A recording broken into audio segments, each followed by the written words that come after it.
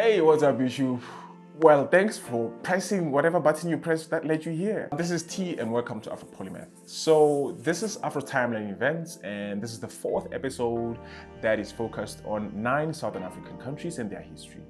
And I apologize for not including some of the things that you know about these countries because this is a short summary and I'm just trying to give you a tip or a little bit of a taste of how these countries developed, where they come from and how they became what they are today.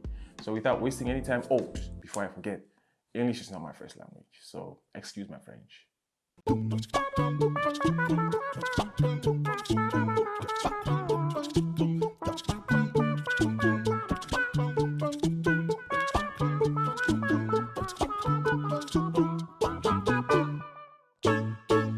Lesotho, or officially the Kingdom of Lesotho, is a Southern African country and it's a landlocked country surrounded by South Africa. The official languages of Lesotho is Sesotho and English.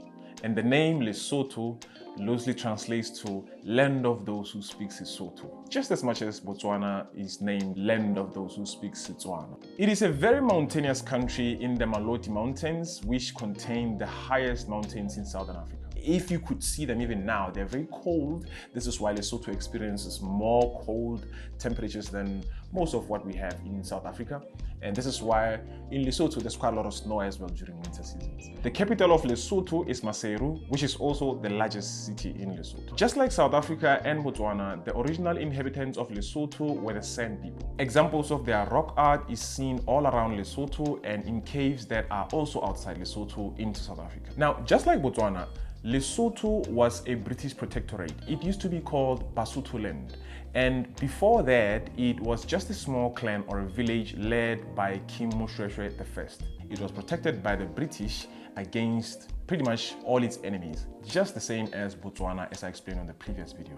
Now, I apologize on the previous video's quality. I intend to redo the video again, so please bear with me as I continue to just finish the series, but eventually we'll fix the quality on that one. Basotholand, as it was known before, emerged from King Moshoeshoe I in 1822. Now, between 1820 and 1823, Moshoeshoe settled in Butabute Mountains because he believed they were safer from pretty much every attack that he expected. These mountains, the manner in which they are, serve some kind of a military strategy or military tactic against all kinds of threats coming from wherever. If anybody would attack him in these mountains during that time, nobody would have succeeded in taking him down. Moshoeshoe was a son of Makachane.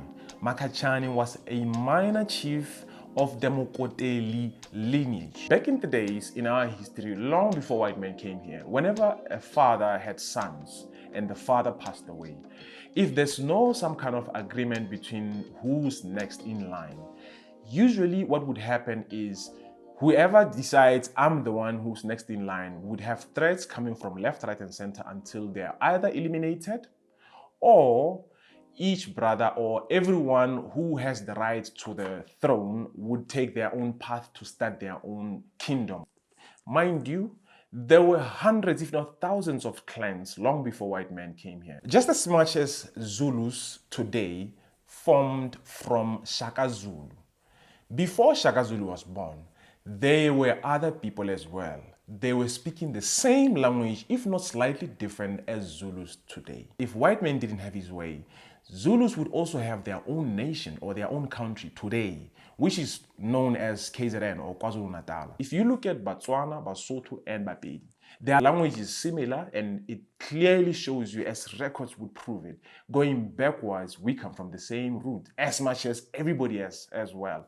Now, we may come from the same family tree, all of us in South Africa, but not from the same branch. For an example, like I just said, Botswana, Basotho, Bapedi, they come from a similar branch just as much as Zulus, Ndebeles, Xhosas, and a few others come from a similar branch as well. Now, these clans emerged from one leader who then lead them into a successful kind of life where they would be provided with good land, protection against other clans, their livestock would be protected and quite a lot. This is long way before white men came here. So this led to the rise of a lot of clans, but when white men came here, he recognized just a few. And when he recognized those ones that he recognized, those ones eventually later gained some kind of legitimacy. And today we have countries such as Lesotho, and today we have such countries as much as Eswatini, which I will do on the next episode. Missionaries Constant Goslin, Thomas Abuset, and Eugene Casalis were not only advisors to Moshoeshoe I, they were also translators, and also especially Eugene Casalis at a later stage became a foreign affairs advisor to Moshoeshoe I and provided channels to Moshoeshoe to acquire guns and other ammunition. Now he decided to do this because, well, not all white people were bad people. You have to understand that not all white people were evil at the time, but the majority of them were, or the ones with more resources and power were more evil, and only a few of them were nice, just as much as Eugene Casalis, who's less known, but I do have about 10 episodes of 10 I don't have a title for that series yet, but it's just 10 white people that, like Joe Slovo, you know, quite a lot of them that we consider in Southern Africa the heroes of our history as well. Not all were evil just as much as Cicero's was. So I'm sorry about that. Now back to the point. Constant Goslin, Thomas Abuset, and Eugene Casalis were very important in Lesotho or Basotholand's history because they were very close to King Moshoeshoe I. Moshoeshoe fought a series of many wars, protecting his people against the Boers, protecting his people against other clans, and protecting his people also against the British. Eventually, this led to Moshoeshoe going to Britain to plead to Queen Victoria to list or to have Basotholand as a British protectorate as well. Moshoeshoe's kingdom was way much bigger than what Lesotho is today. The size of Lesotho is way much smaller than what Basotholand, even at the time it was a British protectorate, had. In 1966, when they gained their independence and kept the little land that they had. The Lesotho government is a parliamentary or constitutional monarchy. The Prime Minister is the head of government and has executive authority. The King of Lesotho, the current one being Letsie III, is the head of state and mostly serves in ceremonial functions. He no longer has executive authority and he is prohibited to participate in any political activities. Lesotho has a population of 2.3 million, similar to Botswana, and it is 95% Christian. But these Christians do not share the same kind of Christian version. There's quite a bunch of differences. I'll explain on another series which is based on religions and myths, so I'm not going to dwell too much on that. Musical instruments of Lesotho includes lekolulu, which is some kind of a flute used by herding boys or boys that usually herd cows and other kinds of livestock. Lesotho, as we know from the Black Panther, is very popular for the Basotho blanket. And as you've seen in the movie, The Black Panther, these blankets dates back to many years ago and people have been wearing them in Lesotho because of the harsh weathers of Lesotho.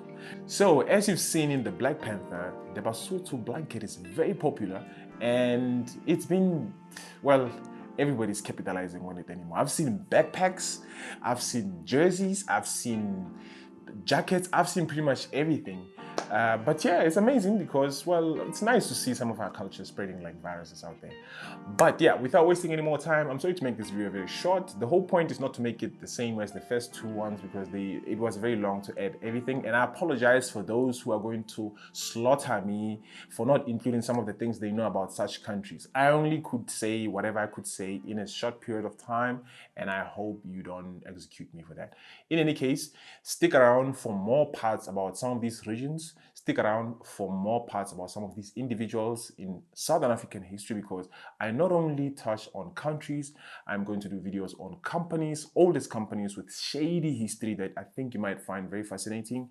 I'm going to include videos on white people that did some good, you know, white heroes or European heroes in Southern Africa like Joe Slovo or the missionaries that I mentioned earlier on this video. Now, thank you so much for watching. I'm glad you got it to this point. Like, really, if you got to this point without changing or stopping the video, I wish I could shake your hand right now, man. Or ma'am, whoever you are, or whichever gender you are. I'm really glad that you got to this point because, yeah, now I'm going to ask you to subscribe. Yeah, it's basically, please subscribe. and hit the like button and the notifications. And then, yeah, thank you so much. Peace.